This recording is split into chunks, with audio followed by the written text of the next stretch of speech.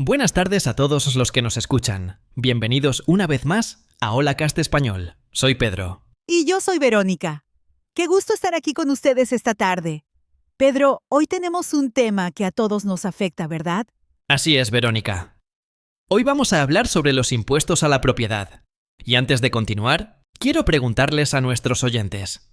¿Ustedes pagan impuestos por su casa o apartamento? Déjennos un comentario. Nos encanta leer sus experiencias. Excelente pregunta, Pedro. Mira, el otro día estaba hablando con mi vecina Marta. Ella estaba muy preocupada porque recibió una carta del gobierno local. ¿Qué decía la carta? Pues le informaban que el impuesto de su casa iba a subir este año.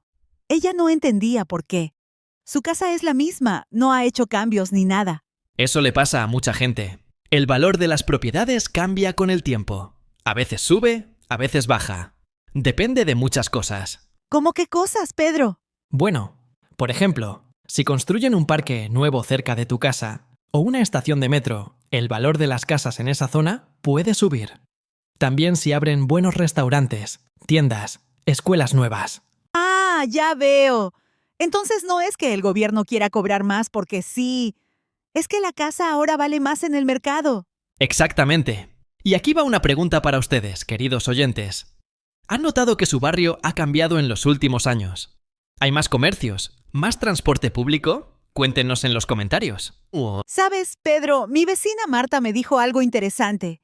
Ella pensaba que solo los dueños de casas grandes pagan impuestos altos. Es un error común. El impuesto no depende del tamaño de la casa, sino de su valor. Puedes tener una casa pequeña en una zona muy buena y pagar más que alguien con una casa grande en otra zona. Claro, tiene sentido.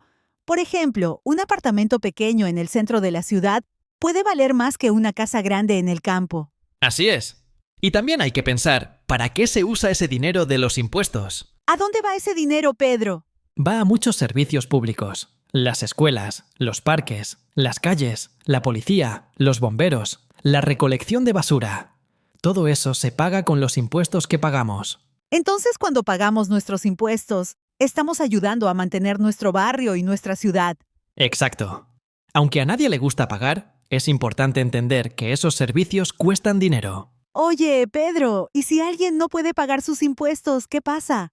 Esa es una pregunta muy importante, Verónica. Primero, la persona recibe avisos. El gobierno no te quita la casa de un día para otro. Menos mal. ¿Y después de los avisos? Si pasa mucho tiempo y la persona no paga ni busca ayuda, pueden haber consecuencias serias. Pueden cobrar intereses, multas y, en casos extremos, sí, pueden tomar acciones legales. Suena serio. Pero dijiste buscar ayuda. ¿Qué tipo de ayuda existe? En muchos lugares hay programas de asistencia. Por ejemplo, para personas mayores, personas con discapacidades o familias de bajos ingresos. Pueden calificar para reducciones o planes de pago. Eso es bueno saberlo. Entonces, si alguien tiene problemas para pagar, no debe quedarse callado. Nunca. Siempre es mejor hablar con las autoridades locales, explicar la situación. Muchas veces encuentran una solución. Y oyentes, si ustedes o alguien que conocen está pasando por esta situación, ¿han buscado ayuda? ¿Qué les dijeron? Nos gustaría escuchar sus historias en los comentarios. Muy buena pregunta, Verónica. Ahora, quiero hablar de otro tema relacionado. Verónica, ¿tú sabes que puedes apelar si crees que tu impuesto es incorrecto? ¿Apelar? ¿Cómo funciona eso? Si recibes tu factura de impuestos y piensas que el valor de tu propiedad está mal calculado, puedes presentar una apelación. Es tu derecho. Interesante. ¿Y cómo se hace eso? Normalmente tienes que llenar un formulario. Necesitas explicar por qué crees que el valor está equivocado. Puedes usar ejemplos de otras casas similares en tu área que tienen valores más bajos. Entonces necesitas hacer tu tarea, investigar un poco. Sí, exactamente. Puedes mirar los valores de las casas vecinas, buscar información sobre ventas recientes en tu zona. Todo eso ayuda. ¿Y si la apelación tiene éxito?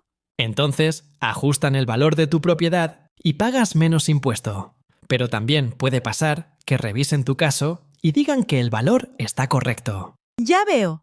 Es un proceso, pero vale la pena si crees que hay un error. Completamente.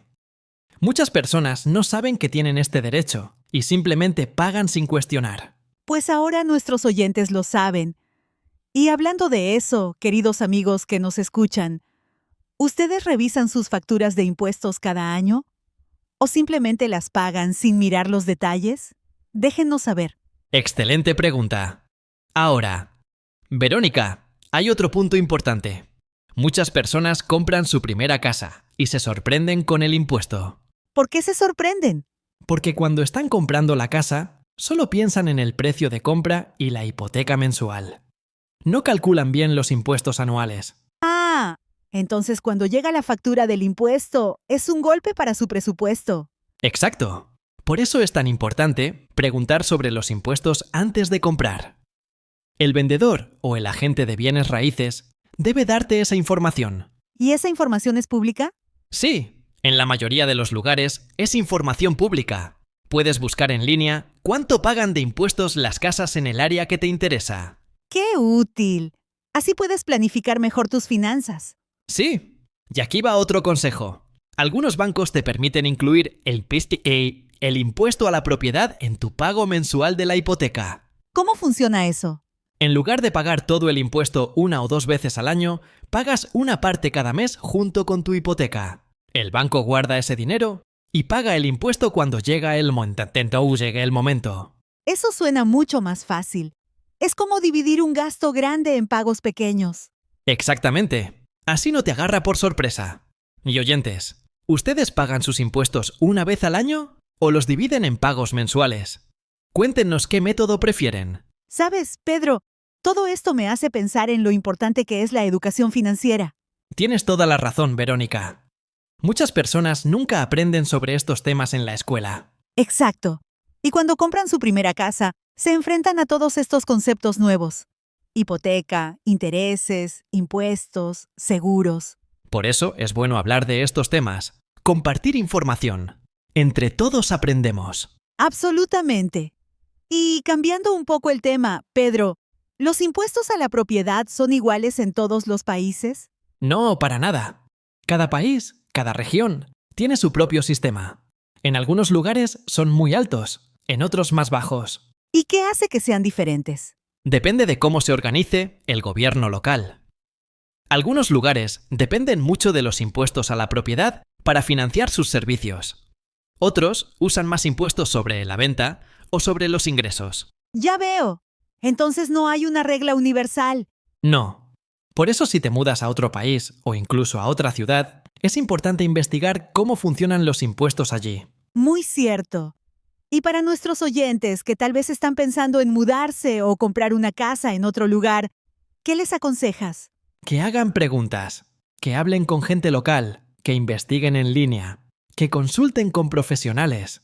No tengan miedo de preguntar. Las preguntas tontas no existen, ¿verdad? Exacto. La única pregunta tonta es la que no se hace. Y hablando de preguntas, queridos oyentes, ¿qué les gustaría saber sobre los impuestos a la propiedad?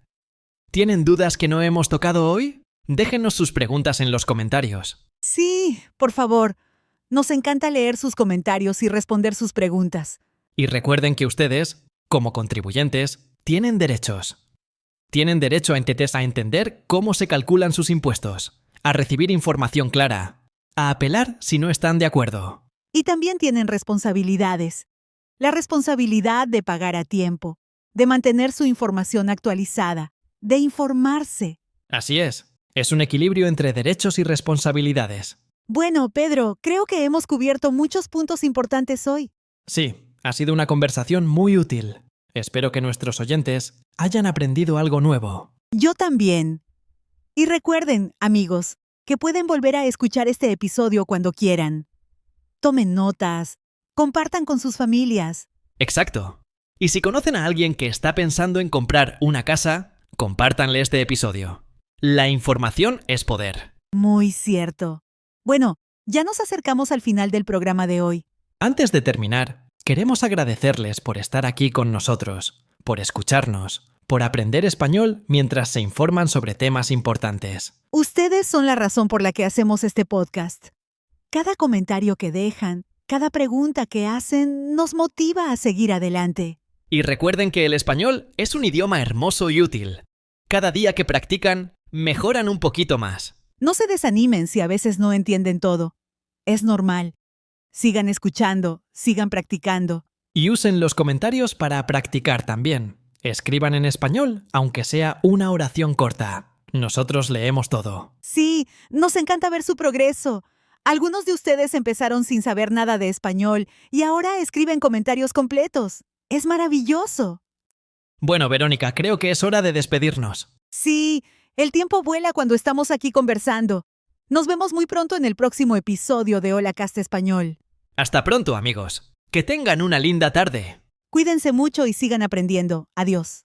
Adiós.